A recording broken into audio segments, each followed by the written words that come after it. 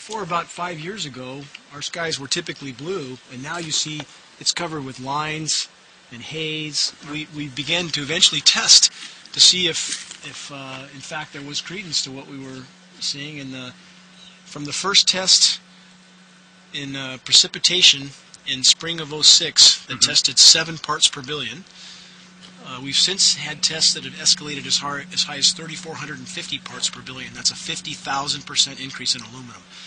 I sent this water, see it's right there, it says backyard rain gauge. Aluminum, 1,010 micrograms per liter of aluminum. And here's barium, 8 micrograms per liter of barium.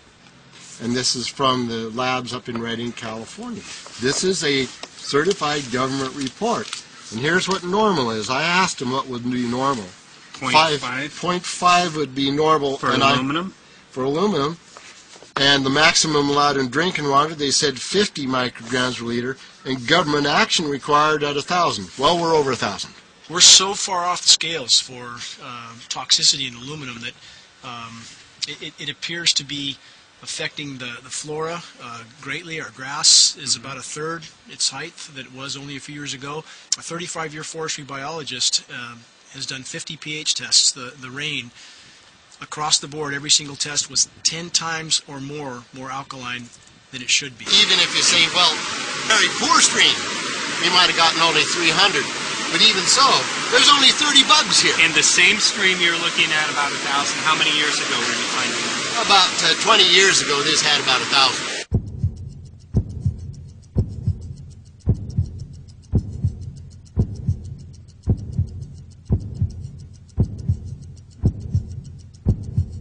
If I could just clarify, so 10 megatons of aluminum dumped into the atmosphere would have no human health impact. So let me be more careful here. Work to separate out the toxicological, so the aluminum we've only begun to research and publish nothing.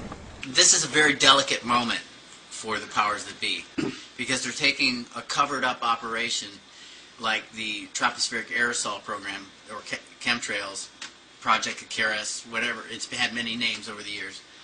And they're making it overt into a geoengineering scientific shield to deflect sunlight, because global warming's out of hand. I'm a substitute teacher, and so I get to work with a lot of kids. I get to see a lot of kids in this county. And what I noticed in the last 2-3 years I've been working with the kids is that our kids, majority of them have upper respiratory problems. I'd say 2/3 to 3/4 of the kids are hacking and coughing most of the school year. I've spoken with teachers who've told me, I've brought this attention to them, have you seen these skies, all your life? Some of them have lived up here all their lives. And they say that, yeah, their skies look different from when they grew up, because it's a lot of times covered in this white, milky haze.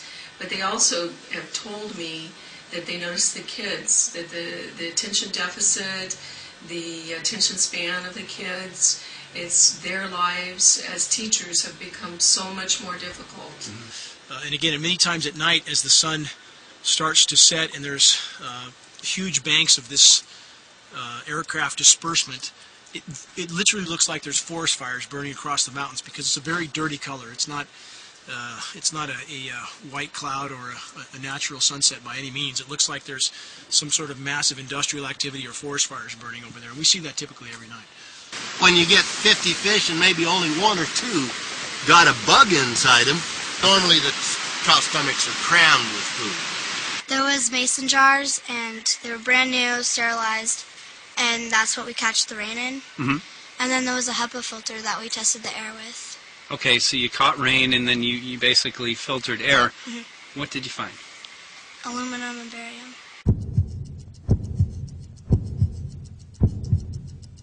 We haven't done anything serious on alumina, and so there could be something terrible that we'll find tomorrow we haven't looked at.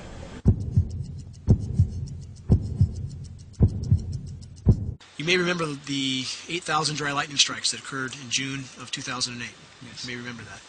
Again, my background, I've done lightning suppression work for Bechtel Power, and I've done worked in some of the first solar plants in the continental U.S. Atmospheric conductivity in the lower 48, I have read a couple articles that's been measured at 4 times its historical conductivity. More atmospheric conductivity would logically mean more lightning. The strikes that we had that day, I spoke to dozens of 30, 40-year veteran firefighters, and they've never seen anything like it. Atmospherically, they've never seen anything like it. And our skies were literally covered with aircraft trails the day that happened. But if you have a more conductive atmosphere, you're going to get more lightning. Whether people believe in chemtrails or not, the geoengineering should be scary enough. And when people learn about geoengineering, chemtrails will then become apparent because they're the same. This is from a snow surface at Mount Shasta. 61,100 micrograms per liter of aluminum. This is just ordinary snow water. And people are drinking this stuff when they're hiking on the mountain. And remember, government action is required at 1,000. This is 61 times over the government limit, and our hikers are drinking this poisonous water on Mount Shasta Mountain itself. Strontium, 383. Barium and strontium will take away from your bone structure, make for weak bone structure. The aluminum, though, that's scary. You know, what is it? Alzheimer's, autism, gosh knows what that's doing. A number of other things, neurological. We speak of these tests that contain massive amounts of heavy metals. Often the first response from people is, well, they're migrating from China. But California Air Quality Resources Board did a study on the aerosols from China, and metals were not amongst those aerosols. Again, the geoengineering patents specifically describe a polymer fiber to keep those metallic particles aloft a little bit longer. So again, if you have one of the most stringent air quality boards on the planet stating that these aerosols are not migrating from there, they weren't there 5 years ago, they're there in lethal quantities now, where are they coming from?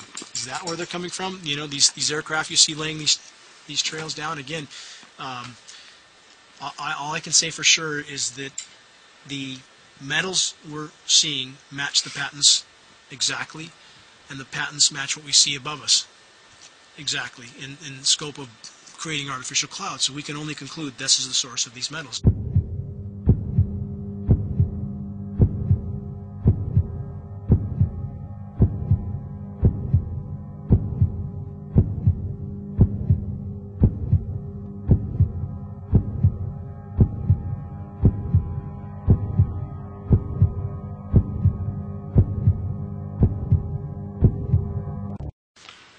Maybe 6.8 if you look at the darkest little portions in there. But this is black oak leaf. This is black oak acorns. This should be very acid, and I'm getting 10 times higher than expected. There's something really wrong here. Amphibians, great decline. Used to sound like the Ozarks here with the tree frogs, and there's a small fraction of what there was here in only 4 years. So there's something very wrong going on with the ecology around here. When you should be getting 5.5 and you're getting 6.8, there's something damned wrong. It's not just activists anymore. Now the scientific community that has their head on straight is speaking out.